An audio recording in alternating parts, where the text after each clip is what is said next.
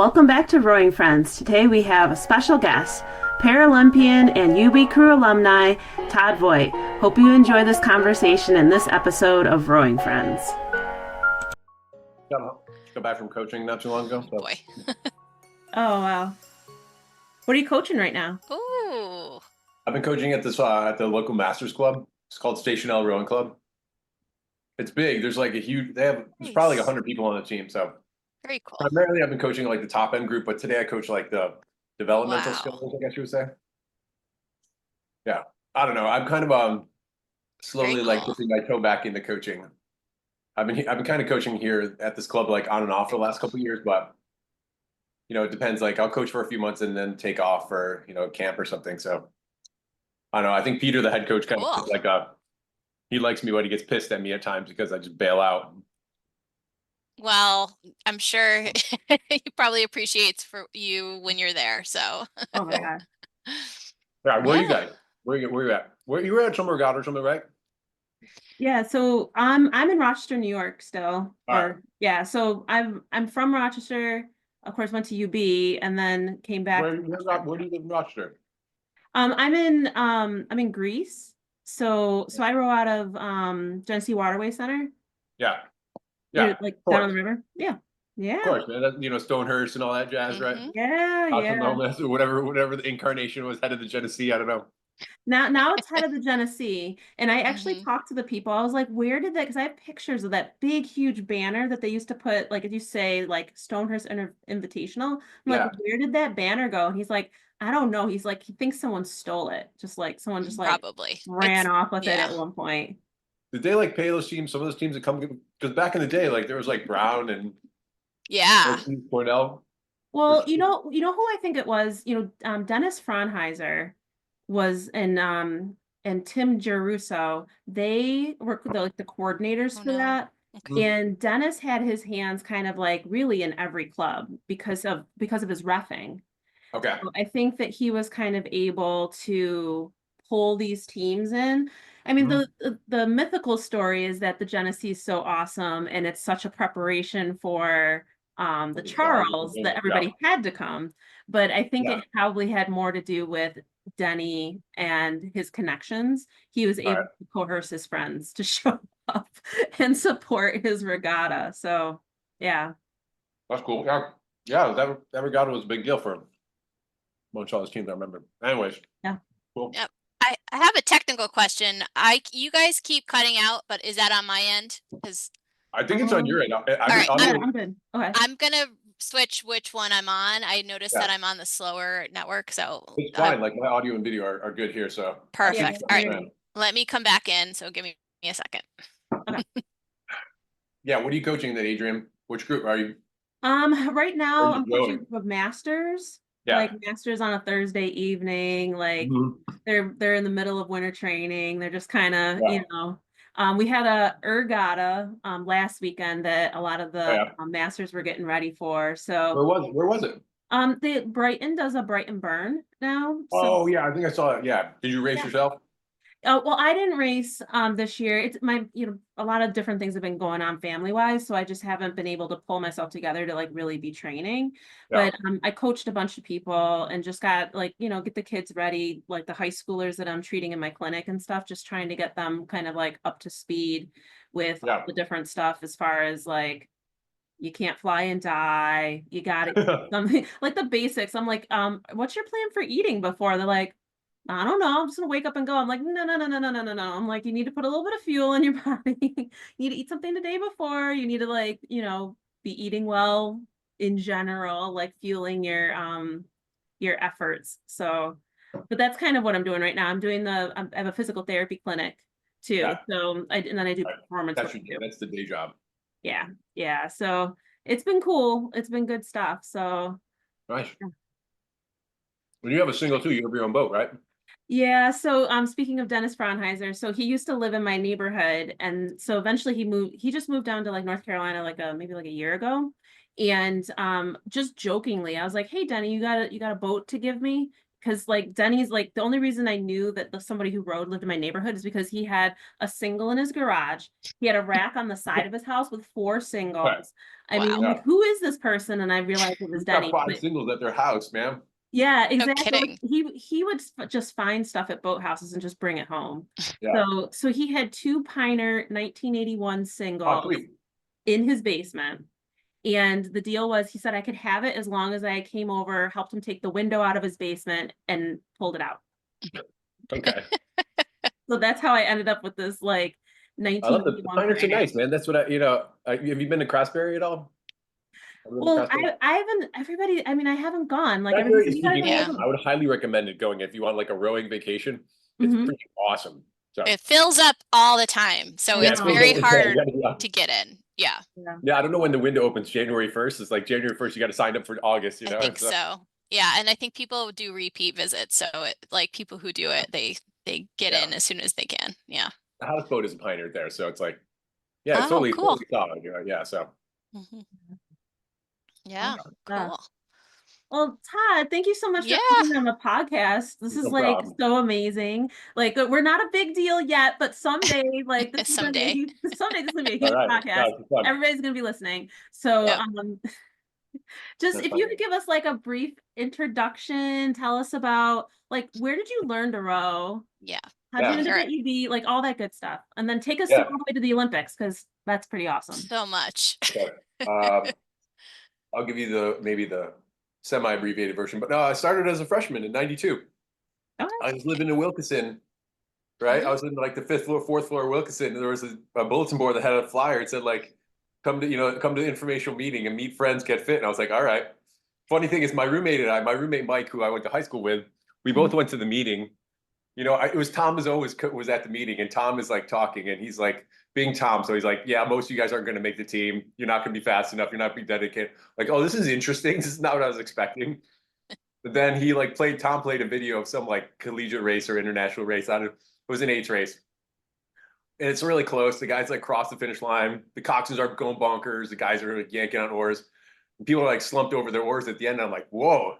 I'm like, I think I could do that to myself. That looked fun, So I don't know. I had a sense like right from the get-go that it was a sport that rewarded hard work, like physical, like dealing with physical discomfort and hard work, So yeah, and I mean, then I went to like, the point of the story is my roommate, we went, then the first practice was like a time 2-mile run on the bike path outside the dorms.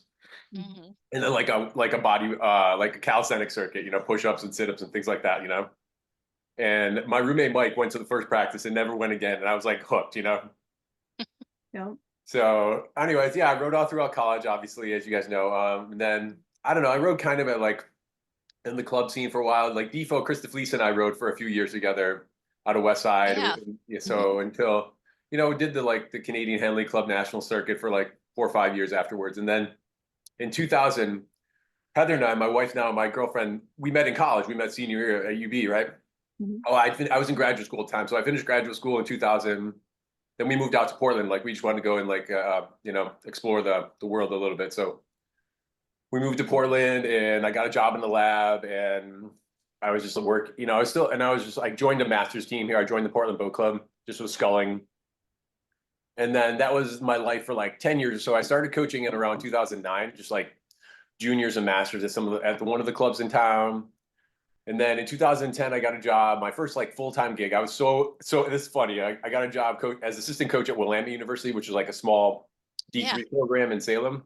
So I got the assistant coach job. I was like, yes, I've got my first full-time coaching job. I don't have to do anything. I don't have to like coach masters or work in the lab part-time.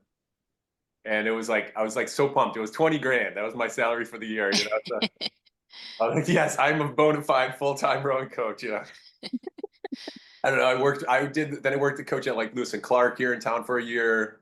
Then I coached at University of Portland, which is like the small D1 team here. Then luckily I had a connection with this woman named Lisa Schlenker, if you're familiar with her name. She rode in the 2004 Olympics in the lightweight double. And she was the first lightweight woman to break 7 minutes on the erg. Wow. I was there actually. It was in either 99 or 2000 at Crash. I think it was 2000 Crash Bees. She broke 7 minutes as a lightweight.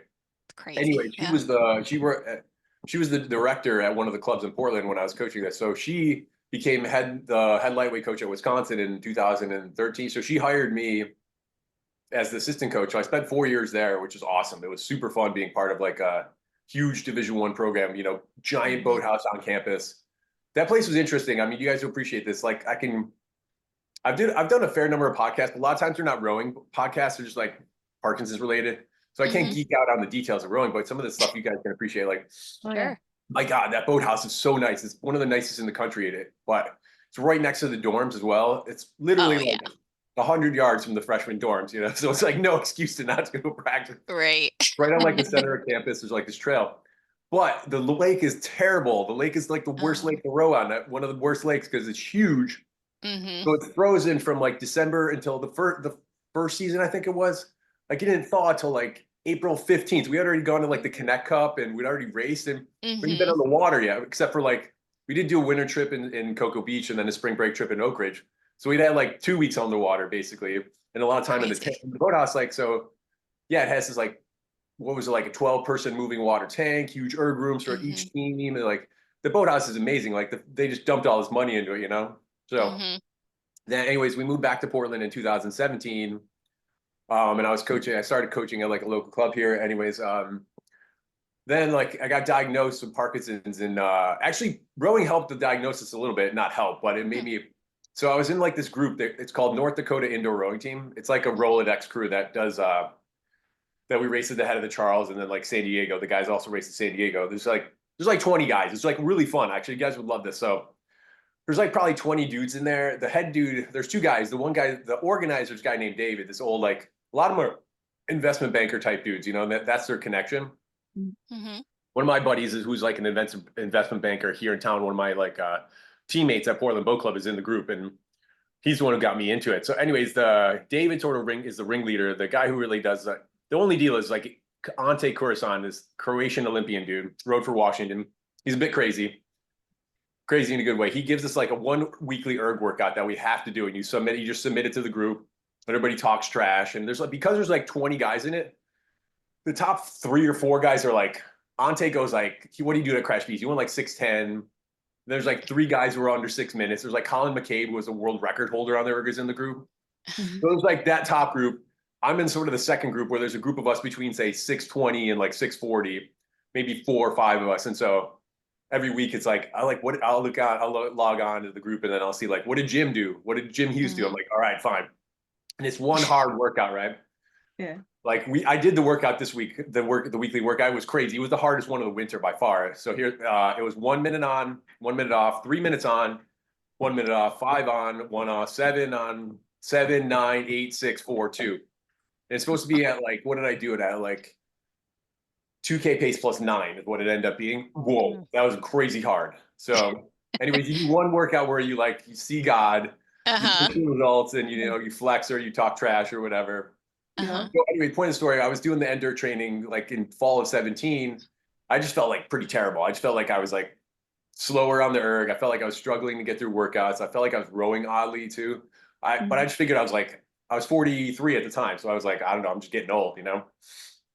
Like I got to lift more weights or do some yoga or something, you know? So, but that sensation continued all throughout the winter. I started getting a tremor in the spring of 2018. So I still didn't think anything of it. I was coaching a ton. I was working like 60 hours a week.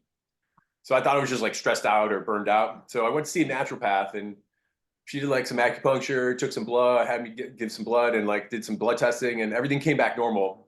So then she's like, I think there's something really, really unusual going on here. So she sent me to a neurologist, got diagnosed in summer of 2018.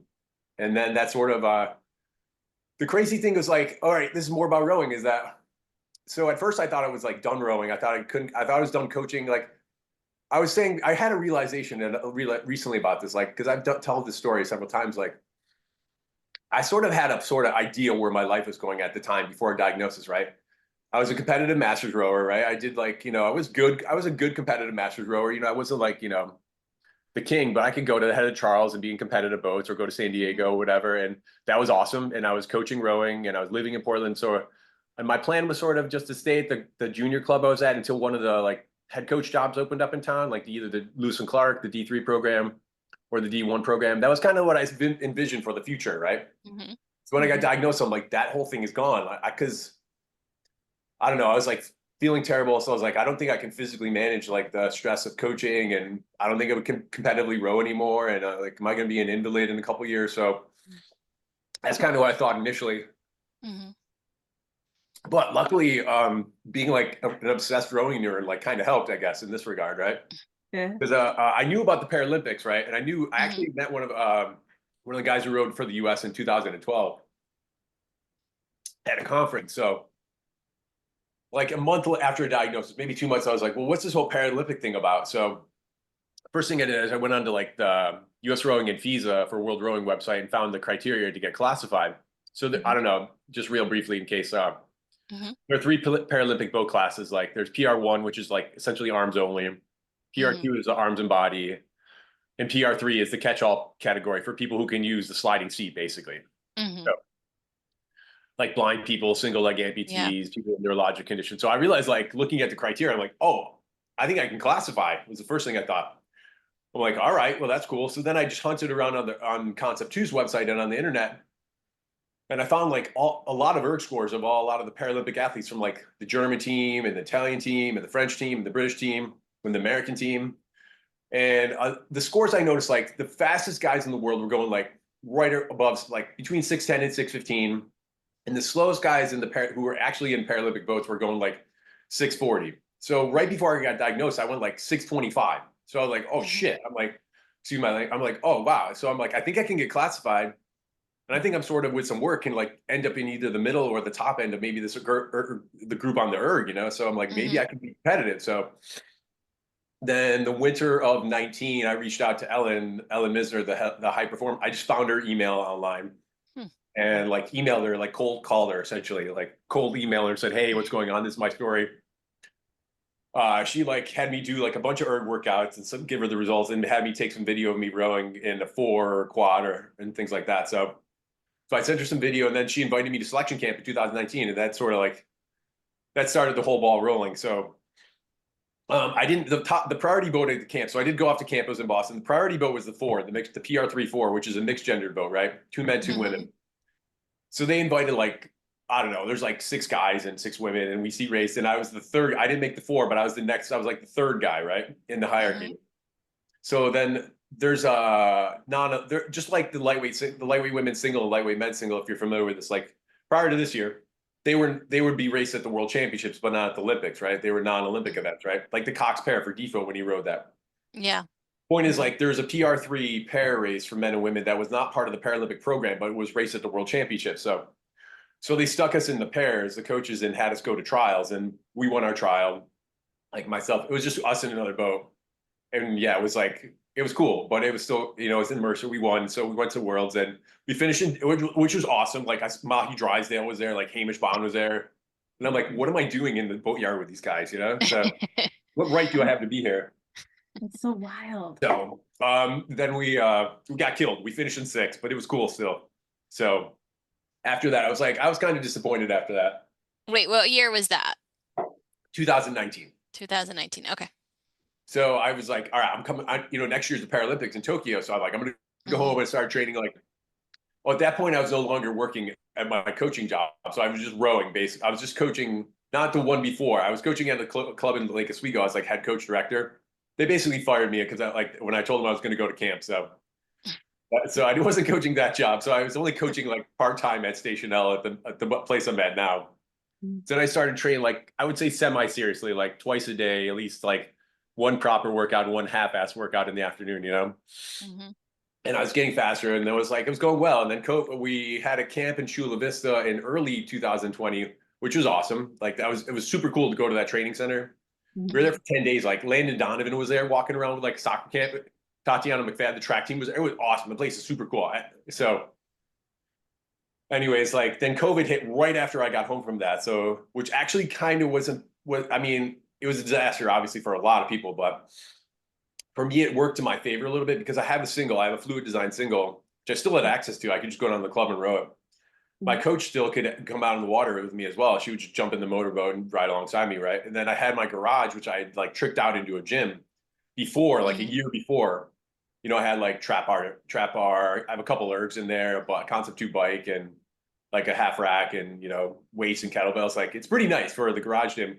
I put it together over the span of like a couple years, actually, probably like 5 years ago. It was like cobbling, but I like finished it up right before COVID. So anyway, so I did nothing but train for like a year basically, and made like a huge jump in my 6K and my 2K, and it you know, decent jump in my 2K time. Like it was getting like really competitive. So anyways, 21, I got invited to selection camp at 21 for Tokyo. Yeah, it was in Boston and Sierra. I didn't make it into the 4. I was the alternate for the boat, but all I got was, my joke with that is like, all I got was like a t-shirt, right? I didn't go to travel. I didn't get any gear. All I got was I made the Paralympic team, but all I got was a t-shirt, you know? So Now, this whole time, are you just making your own training plan, or are you working with somebody that's, and where was I at 21? Things have changed along the years. At this point in 21, I kind of was doing my own thing, I think. Okay. I think at 21 at that point, I was still doing my own thing. The only thing I might have been doing is we had weight training we had our strength programs were given to us by the coaches. Okay. But I still think I was doing my own thing. Like so that's where I was. Yeah, I mean, I was gonna say I kind of had to figure it out. Basically, what I do is like I do as much steady state as I can cram down my throat, basically, and then throw in 1 or 2 hard workouts on the water on there per week, plus a couple weight training sessions. So, went to camp. I didn't make the 4. I was the alternate. Like that was kind of a bummer. Like I remember watching them. Like those guys are cool and everything, but you know, it's hard to see. They won a silver medal. You know, it's like kind of hard to watch it. So Yeah. after Tokyo, I was a little bummed because like I was like, I'm never gonna make this boat because that was the 4 was the only boat for. But then they announced a double. They added a double to the program.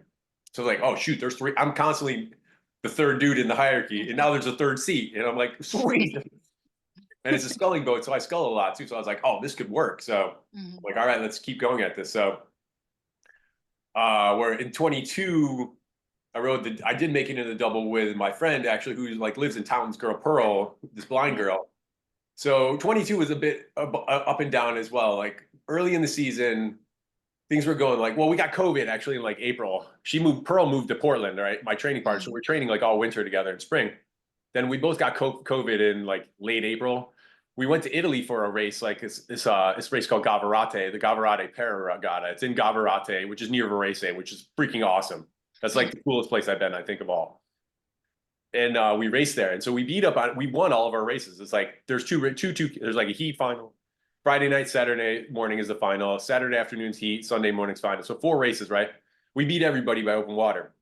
So we were like, our times were decent too. So yeah, so we're like, oh shoot, we have a real shot at a medal. So, but then at Worlds we finished in 5th out of 6. Like I think we just spun our wheels. Like we never got any faster. Like we beat Austria and Israel in Gavirate by a ton. At Worlds, Austria beat us, and we barely beat Israel. So it's like, okay, everybody else got a lot faster. Like I think we were here at Gavirate and kind of stayed there, and everybody else was here and went up to there. You know, that was kind of a bummer because just given everything. So I remember I was like, after Worlds that year, we're supposed to take like a chunk of time off to start training, and I just came back and immediately like hit it. Because I was like, I don't care what I need to do. I'm getting into a good boat next summer for 23. Yeah, that rig was awesome. I like nearly PR'd on my 2K. I PR'd on my 6K. Like everything, I don't know what it was. Like everything was like fell into place that year. I had a good training partner. Had a different training partner. We got a pro training program from the coaches as well. Like everything fell into place. I made it into the boat that summer with this really good, probably like honestly, this girl Gemma Wallenschlager. She's a senior at Temple. Okay. She's awesome. Like I would say she's probably the best para rower in the world. The girl in the British 4, the tall blonde girl in the British PR 3-4, she might be the best. Her name's Girdra. She might be the best female para rower. I don't know. Gemma's got to be close. Gemma is like, it was like 705 on the erg. She's like rows beautifully. Like she could almost make the senior team straight up.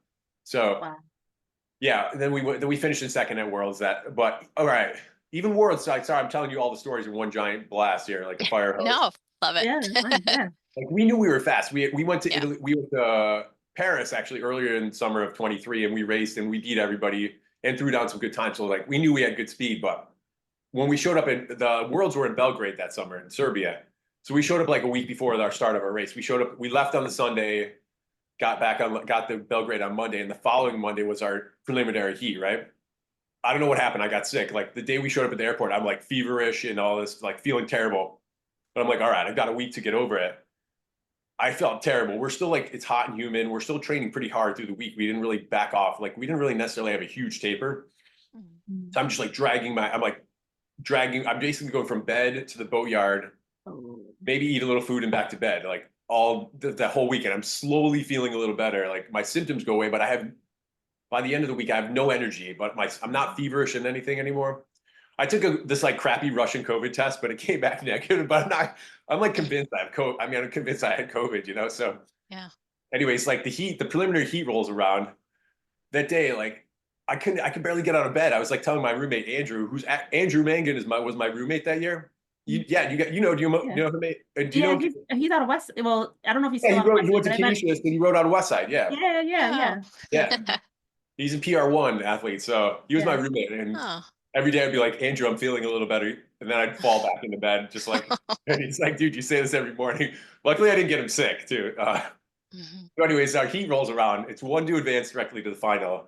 I'm like worried I'm like, I have no energy. I've never felt this way before in a race. Like, whereas like, I don't know if I can even do this, you know? So I'm worried I'm going to end up in the medical tent, you know? So in the heat, we take off.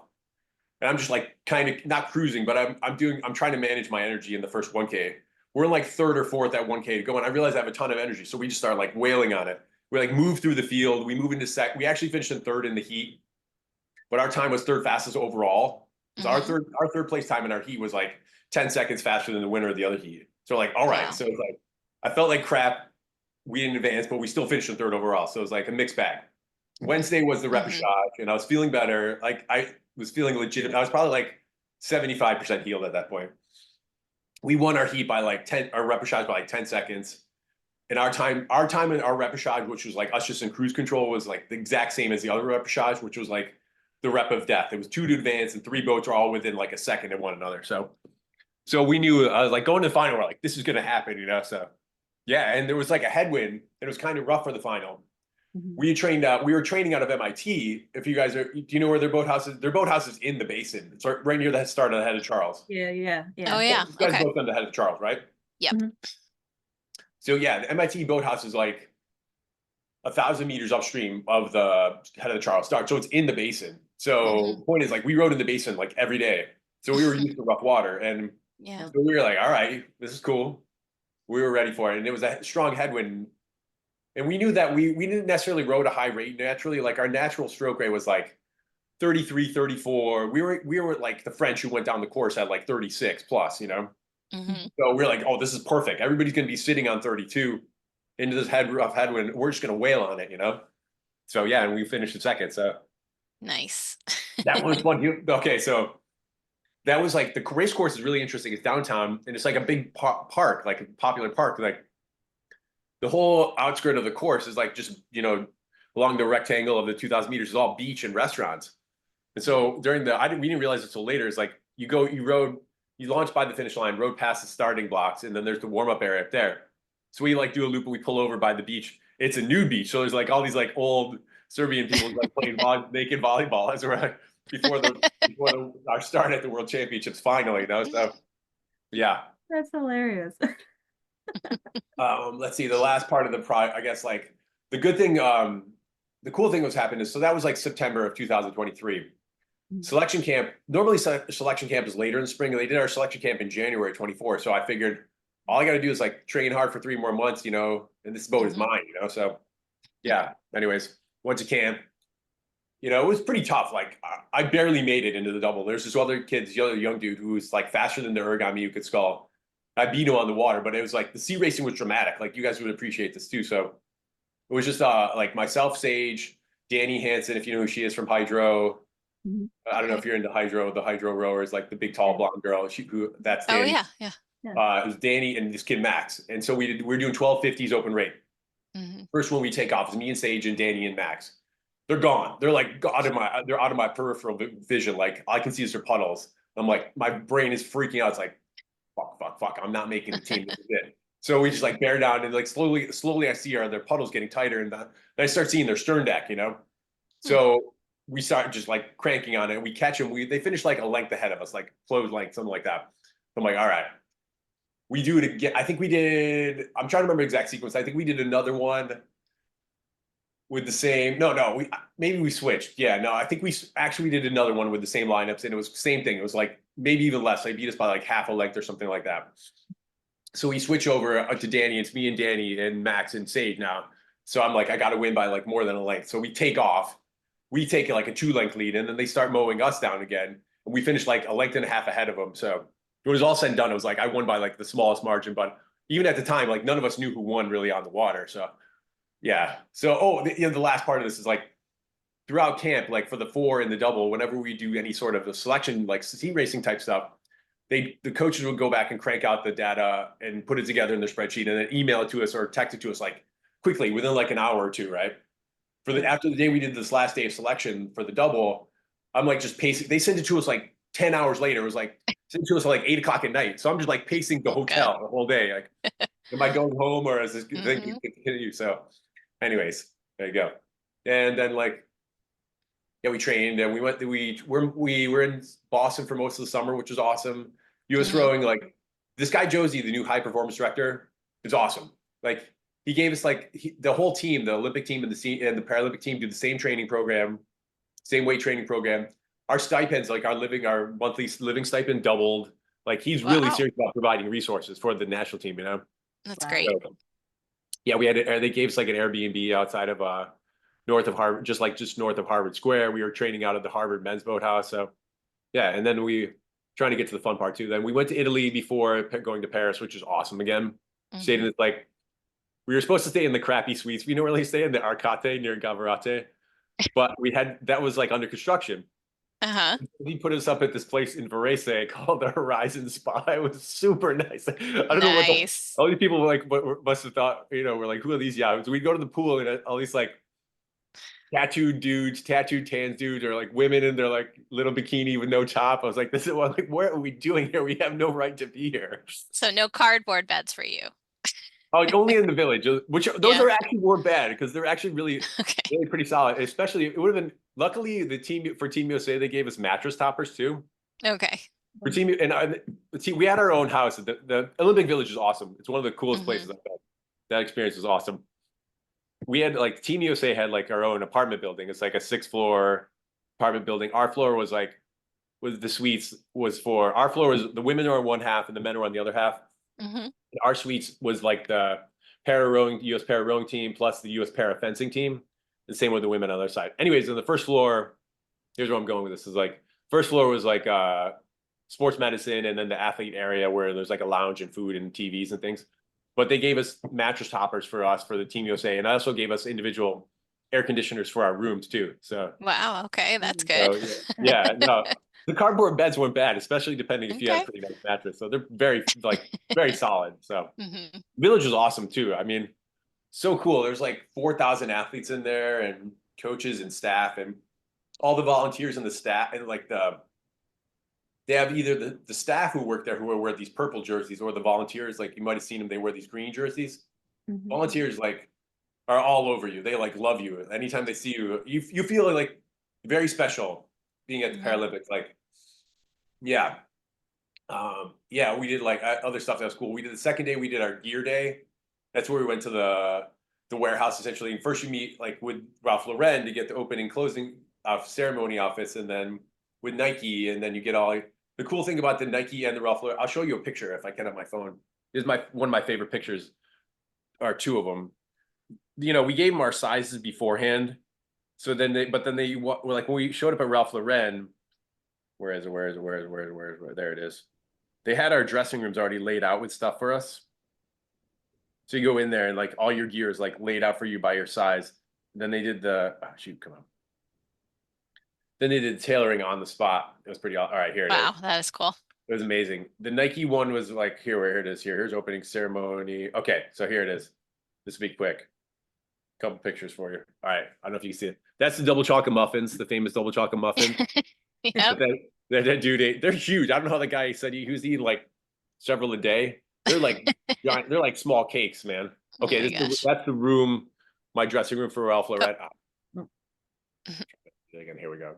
There it is. I won't belabor this process. That's my like opening ceremony, closing ceremony outfit with Ralph Lauren.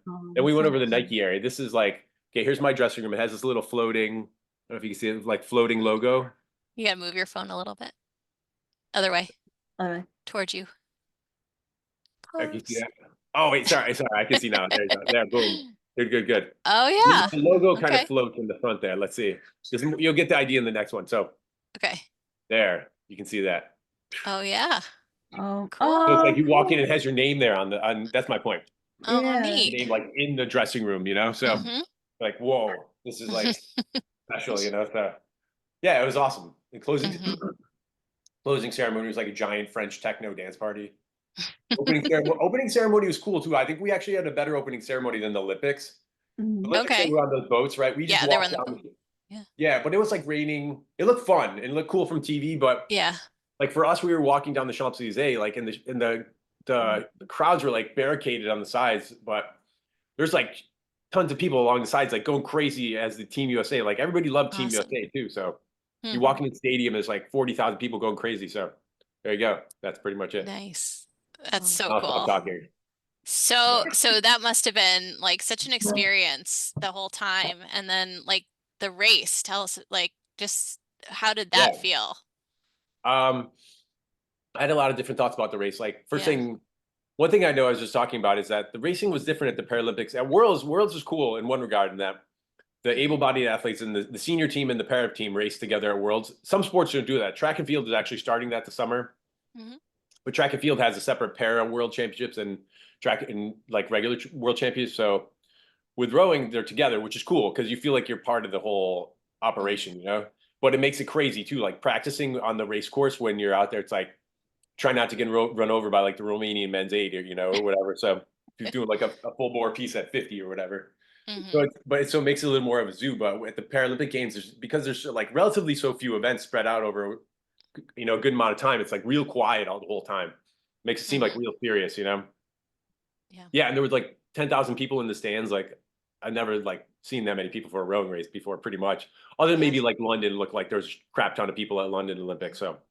So yeah, I mean the competition was pretty intense. Like we had a repechage. One thing, there's some memories I have. Like the rep, it was top three to advance, and I knew it was gonna be tough because we had France and Brazil who were also in that rep, and I knew it was gonna come to us three. So I was like, look, Sage, we gotta like just we're gonna have to throw the race plan out the window here a little bit. So I was like, just go with it. So I never really shifted down within the first at least 500 to be below like 38 strokes a minute. Then Hmm. we shifted down to like 36 for the second 500 and came down a little bit from there. Basically, we never took our foot off the gas. So I mean, yeah, we didn't advance, but I felt like outside of having like a cardiac event, I don't know what else we could have done, So, Okay. but so I mean, the B final was like I think we rode our best race in the B final, Oh, that's good. but Yeah. yeah, but it was a little, Mm, still a little bit bummed out to make the A final. So, but kind of hard to yeah. like complain too much about it. So, Yeah. Yeah. Just yeah, what a cool experience though. yeah. I have to ask about like what's race day like at the Olympics? Like getting your boat, your oars, doing that kind of stuff, like getting in the water, like warm up, like what are the logistics of all of that? I can't even like perceive of I how mean, you guys do honestly, that. like at the Paralympics, especially, it's a little easier because there's a lot more space. At the World Championships, like it's this is gonna sound weird, but it's not whole lot different than like a regular, race. Any other race you've been to, you just like you do your warm up on land. You do your warm up on land that you dialed in back home. Whether it's like your dynamic stretching, being on the erg or the bike or something like that. So because there's always bikes and ergs and RP3s and things like that. So you have access to that equipment, which you may not comparing to say like a junior or like a smaller college race, you might not have that equipment at the warm up area. Where you do your warm up, and then you just get on. This is gonna sound crazy. Obviously, you feel a lot different psychologically. Hmm. There's a lot more pressure on it, and you feel differently. But the actual like process is kind of the same. Wow. You just do whatever it is on land. So you're gonna do 10 minutes on the erg, and then you're gonna do like your dynamic warm up sequence for 10 minutes, and then okay, you've got to have that done by 45 minutes for your last pee break. Then you're going to meet your coach by the boat Mhm. to go over like last minute strategy. Then you're going to go head down to the dock. There's only a few really differences. Like FISA will stop, the World Rowing will stop you to make sure you have like your GPS unit and your bow number on there. So Mhm. then you get out there and you do your water warm up, and then you let it rip like you would not any other race, but like the process is the same. So which is reassuring, I guess, right? Yeah. When I was watching, like, it looked like they had like these little things that were holding your bows. Like, how did you Oh get yeah, into that? what do they call it? The boot. Yeah, the boot. Yeah. Yeah, How when do you you get into lock that? on when you lock on your stern first to the stake boat holder. So you get in there, they holding your boat. And I think it's like at the 2 minute mark, that's like the real. That's like this thing is about to go down. They announced 2 minutes ago. That's when the boot comes up. This little starting system. It's like a little plastic piece of it's like a piece of plastic like this, and it holds your bow number in there. Sometimes you have to tell the bow guy to push your bow out or tap it around a little bit. And then as soon as when the light goes on, because the starting command is like attention. Well, for it's okay. So here's one thing that's different. For the able-bodied athletes, the starting command is like attention, then the red light will go on, and then they'll just hear the sound. It'll go green light and the sound. They don't say go. It's just like green light goes on and then the buzzer, right? So you go on the buzzer and then the starting boot will come down. So for the Paralympians, because there's visually impaired athletes, right? They say the starting command is attention. They'll say red light. They'll say attention, red light. Bah. Okay. So they say red light just for the visually impaired athletes, Yeah. Yeah. Yeah, and there it is. So it's not in French, it's in English. No, it's in no matter English. where Yeah, you are. exactly. Oh, okay. It's not Able Prey. I don't know when they switched over, but it's been in English. I think for maybe like 2000 or something. I'm not sure. Okay. Yeah, so I mean, guess it's like reassuring. It's like the process is the same. You warm up, get out there, and do your thing, right? So yeah. The first thing I did, there's free beverages. All right, actually, that's not the first thing. The first thing I did after the final, I got drug tested immediately. So I got taken to WADA, had to pee in the cup with the dude watching. So that was the first thing. But then the first thing when I got back to the boathouse, there's free beverages everywhere in the village and on all the sites. So it was like Powerade. It was one of the sponsors, and Coca-Cola, whoever. They're like the same company, and so there's like Fanta. There's all these like soda and things like that. But our high performance director was like, don't drink soda every freaking meal. She's like, don't do that. She was like telling it. And we're like, of course we didn't, but I didn't have any soda. But yeah, my point is like, I took one, like, what do they call them? The Mexican Cokes, the ones in the bottle. Oh, yeah. When I got back to the boat, I took one of those and like chugged like half of it, So that was my treat. Myself, Yeah. So cool. So have you coached at all since that experience? Oh yeah, I've been coaching like this masters team. Yeah, that's right. Yeah. How does that? It's good. It's been fun. Yeah. It's a little, I don't know. They're cool. I didn't do much coaching during the fall because the fall was awesome actually. It was like kind of like an extended like holiday almost. Well, first of all, I came back and I jumped in a double with this with the woman I trained, this girl Carrie, who's like my able-bodied training partner. She's great. She rode to University of Oregon in the club team. I want to say she's 41, so she's like 9 years younger than me, 40, 41. But she rode at Riverside for a while in Boston, and she's like in their high performance lightweight group, so she's good. And her schedule was compatible with mine, so we raced in the head of the trials, which was like the race this year was like one of my favorite races there ever. Because like it was amazing. What was that? It was amazing. Like the weather was the best I've ever been to. Oh my gosh, if you could hit cut and paste on that regatta, like for the next 100 years. Wait, what event were you in? I did the rowing in color, the Club 8, Women's Club 8. Oh, so, cool. Yeah. So I did like a group it was like from all over the country, different like Black women, and we rowed together but it was amazing. The weather was just like on point the whole it was the best by far. It was like sunny, warm. Okay, let's step back to 2023. I rode the same event with Carrie, and the mixed inclusion double is called. Inclusion mean one para athlete, one able-bodied athlete. So we rode it. It's the last event on Saturday, right? 2 years in 23, we rode it, and it was, I don't know if you were there in 23, either of you, but it was like 50 degrees maybe, but it was pouring rain. So we killed it. We like won the race. We won by like a minute over the next closest boat.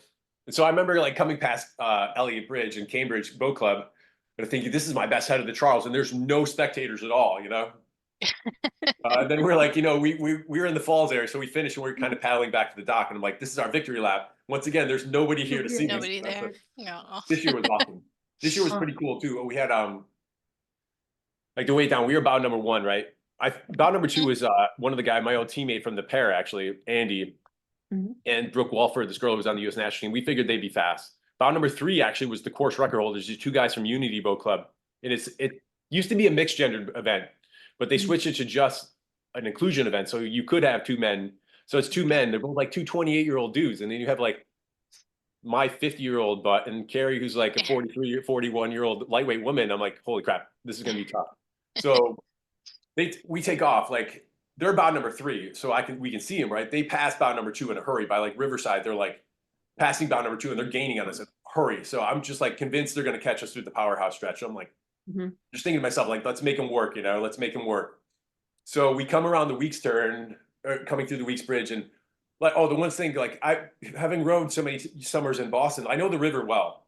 And Carrie rode there as well. So she knows from rowing at Riverside. So like our steering was like perfect, right?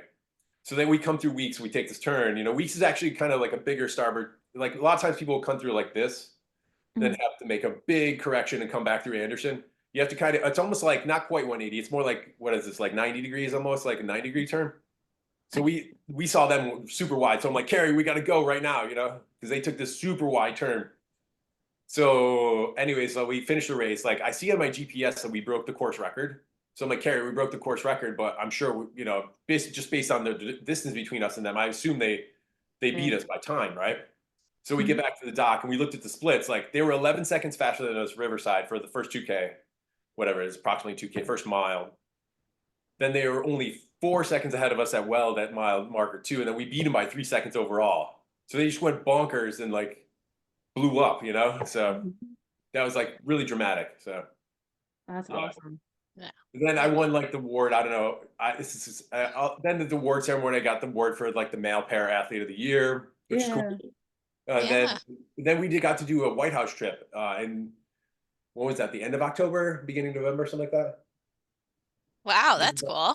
Yeah, this is awesome. This is super cool. Here, I'll get something Yeah. too. They invite all the Paralympians and Olympians to the White House for a weekend visit. They fly you in. They put us up in this nice hotel. They gave us clothing. Then we had like the first day on Saturday was like the athlete summit. We were like, they like rebrand, talks on like branding and what you do after sport and things like that. And then day 2 was we went to the White House. We met with Jill Biden on the way in. Did a White House tour, went to the South Lawn, they fed us, and then we were into the bleachers, and then President Biden spoke to us for a while too. So, cool. Here, they gave us a piece of gear too. I'll show you. That was crazy. Yeah. They gave us like they gave us like spending money while we were there. Wow, that's so cool. It was crazy. None of the top, like Simone Biles and LeBron James and Steph Curry weren't there. They gave us these jackets, which are pretty cool. Like it has the Paralympic logo on it. You can see awesome. But on the back it says either Olympian or Paralympian. It's like a bomber jacket? Yeah, exactly. That's exactly what it is. Oh, nice. That is so sweet. That was cool. That was like, yeah. Like I said, the only like, do you know who Kenny Burdick is? He won silver in the 200 at the Olympics. Okay. Okay. But he was like, he and I were in a work. He was like he was the only like, the only people like I met Nikki Hills, who's like, I think they're the 1500 meter runner for the US, like sort of a queer icon, I guess you might call them. I like took some photos with them. Anyways, that was the fall. So that made the transition back to real life a little easier. Yeah. Actually, I wanted to ask you about that. So I know you're into motivational speaking now, right? So what is life like after you're a Paralympian? I don't know. Or maybe you still are. Sorry. I don't know. Oh yeah. That's one thing. Somebody corrected me with that. You're always an Olympian, a Paralympian, I guess. Yeah. So somebody did correct me about that because I said that once too. I don't know. I mean, I've been looking for like full-time jobs. The question is like, do I try to continue on for LA? I don't know. That's like part of me wants to do a big part of me wants to do that. I would say Heather, my wife, is not super necessarily jazzed about the idea of me being gone for like several months a year and not working at all, really. So I don't know, maybe this summer I'm probably not going to do the national team thing, even though we had a camp a couple weeks ago in Boston, which is cool. That's when that's when we were chatting before. Yep. But I don't think I'm going to do it this year. Just even though like I probably could make the boat again, just because I don't think that many people are going to be around. And my fitness is good too. Like I've been training like a semi-normal person, I guess you would say. Not like our training last spring was crazy. It was cool, like to experience it, but the training program Josie gave is just for some context. Like we would row, maybe you guys would geek out on this a little bit, but we rode every morning, Monday to Saturday morning. It was always like long. It was, either like 90 minutes of steady state or some intervals or something like that, depending on the workout in the morning, depending on whatever the day. Then we would lift weights like 3 afternoons a week, like midweek. We'd go like around noon or so, we'd lift weights like 2 or 3 times a week. Then the afternoon was always more cardio. A lot of times it was like station, concept 2 bike or something like that, like 60, 80 minutes of steady state, like at night. So it was a lot. I mean, all told, it was like 25 hours a week, man. It was like a freaking ton of work. So that was the most I've ever trained. Yeah. Like I said, it was routinely, easily more than 20 hours a week. And, sometimes touching 25 hours a week. So something in that range is pretty typical. Yeah. So it's like not doing, I still go work out every morning for, a good chunk of time, but I'm not training 2-3 times a day right now. But my fitness is still not, it's nice having a little more free time. It is kind of be like, oh, I can like do some work on the fence in the backyard in the afternoon now, whatever. Yep. So yeah, I've been coaching a bunch. I've been doing some personal training. I've been doing a little bit of public. I actually spoke at the Charles as part of the United We Row, like with Reggie. Oh, nice. Did Reggie put together your boat for you, Adrien? Reggie Robinson from US Rowing? I believe it was I can't think of their names right now. The rowing color. Yeah, the rowing cup. Oh, what that's Jess Jackson. Jess Jackson. I think. Oh, who am I thinking about? Like long hair, right? I think that she I think was. that's Jess Jackson. Anyways. Yeah. As I look at my notes. Reggie is not. It's not Reggie. Reggie works with US Rowing, but she's not necessarily a rower per se. Yeah, it was Denise and Okay. Denise Aquino, and there was one other girl too who was helping us with getting organized, and it was That's cool. the coach from Skidmore was the one who was on Manny. Manny was our actual like contact as the coach. Yeah. So yeah, so super cool. Really, I mean, there's such a great group of people just everywhere throughout rowing right now. It's just like everywhere you turn is just like really quality people who are there to do something really phenomenal within their like one little piece of rowing. And like the rowing and color group is just another just little entity in a whole huge group of people who are doing really fun and interesting things to kind of bring everybody into rowing. Do you know who Marcus? I think his name is Marcus Scott. He goes by like the real selfie on Instagram. I think he lives in LA, but he's like he's sponsored by like Vineyard Vines. Okay. He's like the Vineyard Vines dude, and he's young black guy, like so. Yeah. He was in the other boat that we raced against, but he's like has like a pretty visible social media presence, I guess. So yeah, it's amazing how big the group gets. It's just like it's just so many people doing so many interesting things out there right now. And but the question is, yes. So you're coaching now, right? Is this going to be like a total switch from like, are you going to be like solely coaching and doing motivational speaking, or you haven't made the transition yet? Like you're kind of the feelers are out everywhere, kind of. Yeah, I've kind of been doing that. I did hire an agent actually, which I should have done like 2 years ago. So I do have like a couple speaking gigs lined up later in the year. I got one at the Michigan Parkinson's Foundation and one at the Rock Steady Boxing, if you're familiar with that. Like they have their coaches conference. So I've been trying to find some more of those, but I don't know. I've been also just applying for like I've been applying for just like full-time jobs. But the problem is I've really done nothing. Like last couple of years, I've done nothing but rowing and coaching. And then before that, I did nothing but coaching rowing. So it's like my skill set is very targeted towards one thing pretty much right now. So yeah, you said you worked in a lab. So what was what kind of lab were you in? I worked in like 3 different labs over the course of like a decade. Like they're all basic science labs. Like one was like a neuronal development lab. One was like an iron metabolism lab, like basic science stuff. Like I feel like I don't feel like my skills are even relevant anymore if I wanted to do that. So it's been like 15 years since I did that. So I don't know. I've been applying for jobs in like doing like nonprofit fundraising. Oh yeah. So my previous coaching job, like I was I was in charge of the club, and we fundraise like half our budget, as most like a lot of rowing clubs, like a lot of junior teams do, through like our yearly gala and like through our like ergathon type crap, like that stuff, Yeah. So that's what I'm applying for a lot of those jobs, and I don't know, anything else random too. So I don't know. I'm trying to decide like what to do a little bit. Yeah. That's kind of what I'm trying to figure out too. So I've been coaching a little more at this club. I just started working with the high performance group here. They're actually pretty good. There's like 12 people in the high performance. They're really good. They're like a bunch of them won medals ahead of the Charles. So it's actually pretty fun working with that group. The only one downside, I don't know if this is work for you guys with other masters teams, but man, they practice stupid early during the week. Like they meet at 5 a.m., man. I'd be like, God. Well, they're not my group, but we have a really small group. So You said your daughter's rowing too, right? Yeah, both of my kids are rowing now. Yep. Yeah, where are they rowing at? What club? Yeah, so right now, in the spring, it's Scholastic. So they row with Shenandoah, which is the high school that my daughter's in high school, my son is in middle school, but Shenandoah. So are you in Cleveland or Pittsburgh or where's Shenandoah? It is north of Albany. So it's Clifton Park. It's just south of Saratoga Springs. So that's where we have a lot of our races. Yes. All right. Yep. Do you know Andrea? Do you know Andrea Thies? She's my coach for the double, but she lives in Woodstock. Okay, yeah, that's definitely south from me. Andrea, I think I missed the last name. Thies, Thies. No, it doesn't sound familiar, but keep an eye out for her. I know her. I met her at RoCon. Oh, cool. Like I don't know if I did RoCon.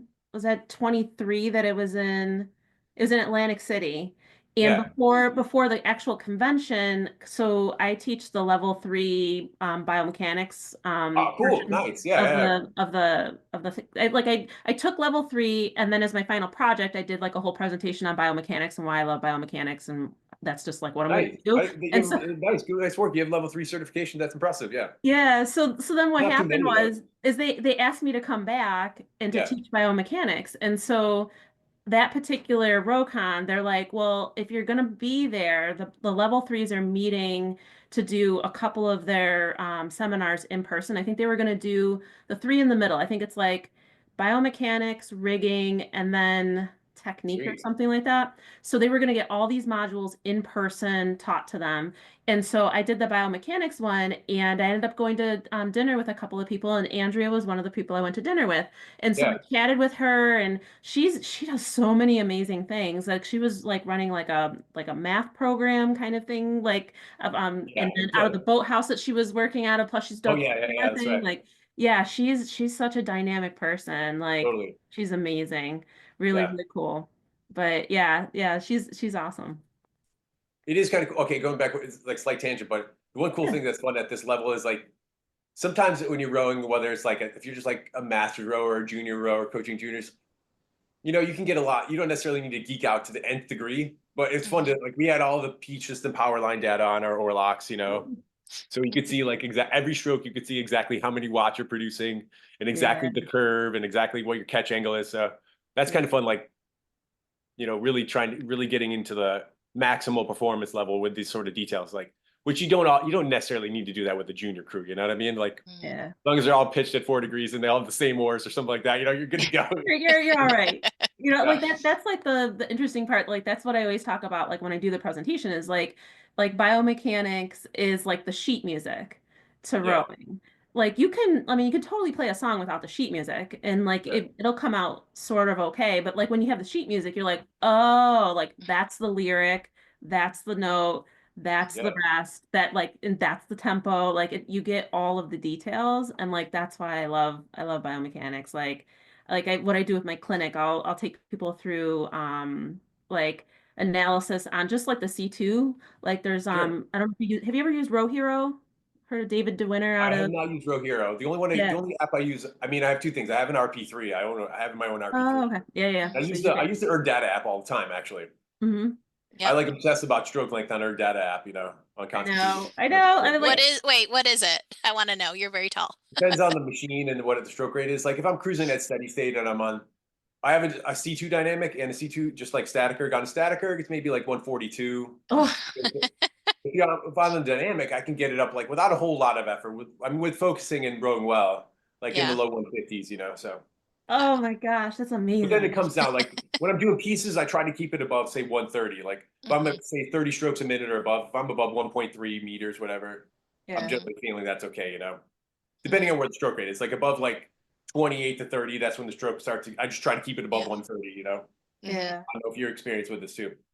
Well, my question to you is like, because we were debating back and forth, like, so for what's your drive time? Do you keep track of your drive time? Actually, I haven't really geeked out with that, so I'm not Okay. entirely.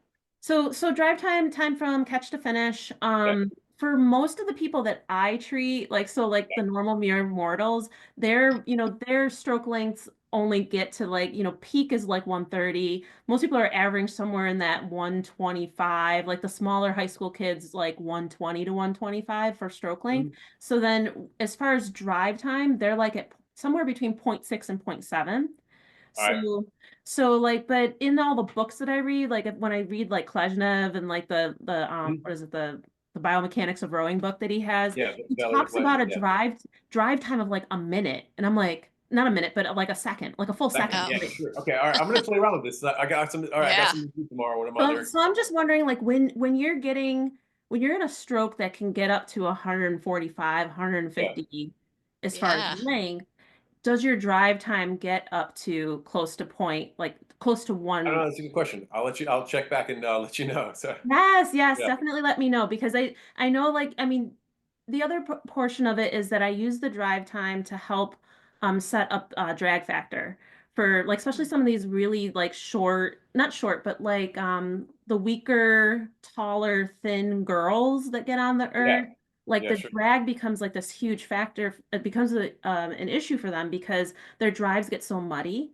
Yeah, And so I've literally had to like take someone all the way down to like the one and then like yeah. put a washcloth on top of the They're like machine. -1. Yeah, Yeah, yeah, to get them so that they had enough quickness through their yeah, drive so they didn't become inefficient because their drive time was like 0.7 to 0.5. It was yeah. just too, it was They 0.8. just can't get the rate up, or they can't even get through the drive, probably. Yeah. Exactly, exactly. So then I've been trying to take the drag down enough for them so that they can feel efficient and so that they're moving. But like I said, if you're really, really long, I would assume you get almost to a second, I'll like let you know. point I'll 8, try this point out. Now I got 9. a new thing to Yeah. play around with.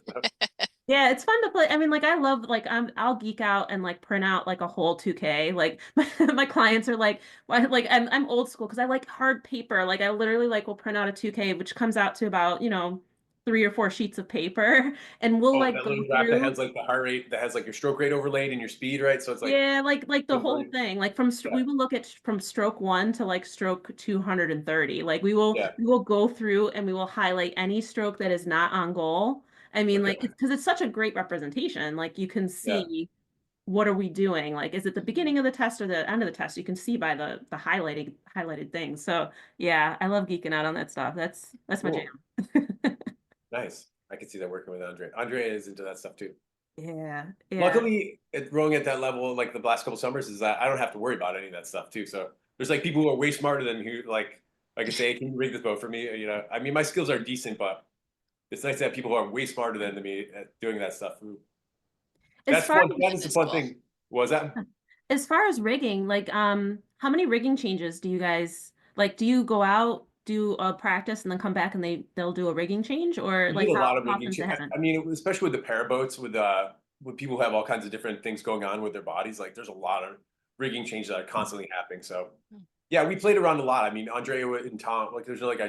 Tom's all coached before, but we had another guy who's like a biomechanist, this engineer guy who was doing a lot of like the Orlock sensor stuff. But yeah, we were Mm. making changes constantly, like not constantly, but for quite a while. So. Awesome. It's nice. The one thing it's like, it's psychologically, you get to a race and you're like, this boat is perfectly, you get to row and say like, oh, this boat is perfectly set for me, in so many different Mhm. facets, because so many times, like if you just grab a boat off a rack at a club, you're like, all right, I'll move the heights a little bit, Yeah. I'll move my feet, maybe move the angle of the feet a little bit up and down or something, and then Yep. that's it. So Yep. Wow. What kind of boat were you racing in this summer? Felipe, they're the main Philippi. sponsor. Cool. Actually, Felipe did something cool. Here's another cool thing. Sorry, I'm just telling you all the fun stuff, right? No, we love Yeah, it. sure. Yeah, they're the main boat supplier for us for the last couple of years, but they pay us to use their boats, which is they pay the athletes directly. Oh, Oh, wow. So nice. after That's I good. wasn't sure we were going to get it this year, but the last couple of years, like 2 or 3 years, like in October, like a check will show up for like $3,000. Say like thank you Wow. from Felipe, and you're like, holy crap, that's awesome. Yeah, Right? that's never happened to me. So Yeah. that's pretty Hudson's cool. not, Pineart's not paying you, or what kind of boat do you have? Hudson's No. not paying you. Yeah. Not yet. We're working on it. Yeah, exactly. Who else have you had on the podcast? We just had Um, Wendy. Wendy we was, just, oh, we have yeah, to ask him No way, about Wendy Dorn, story. Wendy yeah, Blackthorn, yeah. yep. Yep. What story? And Oh no, I'm afraid to hear. she said we had to ask you about it, but there was a Uh-oh. time when you didn't strap a boat, or at least in her experience or recollection of the experience, you didn't strap a boat down and it fell off the trailer. Do Okay, you okay, remember okay. this? I know exactly what you're talking about. It was our senior year. Okay. We bought this brand new four. Okay, to be honest, I'm almost certain, not to let myself on the hook. I think what happened actually is this, it was like I used an old ass strap, and I think the strap just died mid-ride. Okay. So I think There that's you what go. happened. In all honesty, so I'm almost certain I strapped it down, but I obviously it's like 30 years ago or whatever. So, but I think what happened was it was like this kind of crappy older strap, and I think the strap like fell apart mid-ride. So Yeah, could yeah, happen for sure. Yeah. They can totally dry out like that. And next thing you Yep. know, off the back of that's the. what I think happened. Hmm. So yeah. What's your I think. favorite UB story? Like Yeah. Oh from man, back in I the don't know. Let's day? think about this for a minute. Like rowing story or just UB Yeah. in general? Either I one. was telling stories. One of the guys I row with that in Portland, he's older and he's like a good 8 years older than me, maybe 10 years older than me. But he coached at Hobart for a while, so I was telling him stories from Hobart. Like I was telling my actually probably my favorite rowing story. Like my sophomore year, we had a pretty good eight. You know, it was like Neil and Keith and Chris Kreitzer and Ian, and we our first race was at Hobart against Ithaca, and so I remember this race like super vividly. Like we took off. Neil, our strokesy, caught a crab right off the start, so they're gone. I'm in two seat, like I don't see anything. Those both are just gone.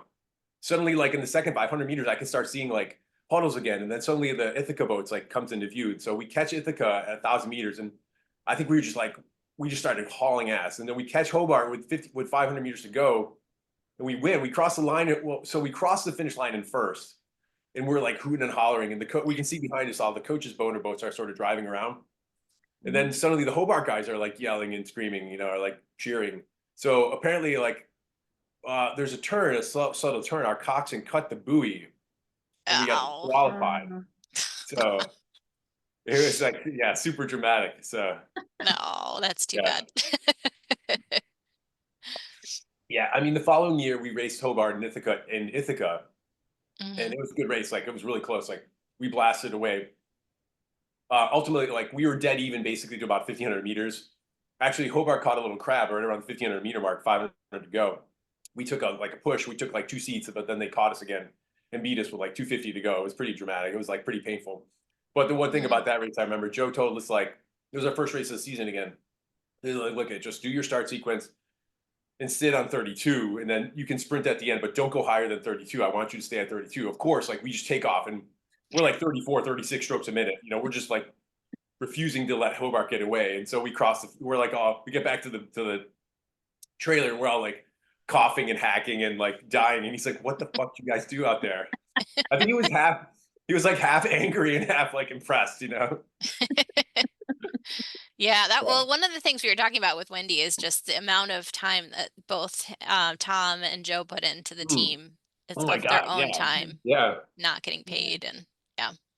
Yeah. Yeah. It's cool. We had a reunion. I don't know if I kind of mentioned this a little bit, but in 2018, like that was the first time we had a reunion. Like we went to Vegas and had like a weekend of sort of semi debauchery, I guess you'd say. Oh, We had was an there a Airbnb. reason for it? No, Like we just wanted to get back somebody? together. So Oh, that's good. it was like Alex and Jim Uh-huh. and Neil and Keith and Ian and Chris Kreitzer and Chris Wilhelm, and we just like went gambling and had some drinks and like went to see Jim Gaffigan. But it was just like a Yeah. reunion trip to get together. It was cool. So Oh, that's cool. we have like a text group. We always talk to each other pretty regularly. Like once every couple of days, probably somebody's like sending a message or something to the group. Oh. But that's when I first was like, I think that was the first time I sort of publicly stated like, I think I'm gonna try to take the shot to the Paralympics. So that was like December of 18. So anyways, yeah. We still Well, totally stay in touch. It's cool actually. Like I think all of us were like pretty like heavily impacted by like the same thing. Like we were all really into it. We had like really, passionate coaches who were like serious, who took a lot of time. So definitely made an impact on all of us. Well, we will be in touch when we finally get something going, but Adrien and I, our mission is to help UB have rowing again and have support too. I think that's going to be a real key part of it, is to have alumni support. Alumni support, yeah, for sure. Because that's what all these bigger club teams do, right? So yeah. They were just on Row 2K. The picture of the day was a picture of UB on Tonawanda Creek. You guys see that? What? I think they're getting out. Like there's That's like there is a team, but we're just like trying to find out more information about them. Like for sure. I haven't been able to like find out like how to contact them or how to like, because there's such a huge like community of us out there. Yeah, sure. These lives are totally different because we 100%. Yeah. So to make sure that like kids can, to make sure kids are still getting out, that they have the support and we were talking about this, I think, with Wendy, that like, I think West Side is involved somehow. Like, I think they're managing the Tonawanda Creek site. And I don't know if like their coaches are now kind of like hired as like almost like a consulting kind of thing. And the coaches aren't employed, I believe, by the student union like they used to be.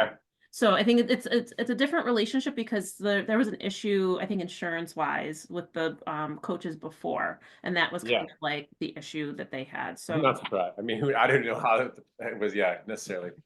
Yeah, I mean, one thing I'll say about UB thing I think sometimes about rowing is that like you don't necessarily like. I was comparing it to Wisconsin. Like Wisconsin, you had all this funding, all this equipment, all this beautiful boathouse, but then you have this crappy body of water. Like you don't necessarily need all that. Like we had a nice body of water. We had a bunch of like big dudes who were into it, we had like coaches who were willing to like spend all, the free time and, time that like, and that was all it really took to be, to have fun and like be halfway decent, Yeah.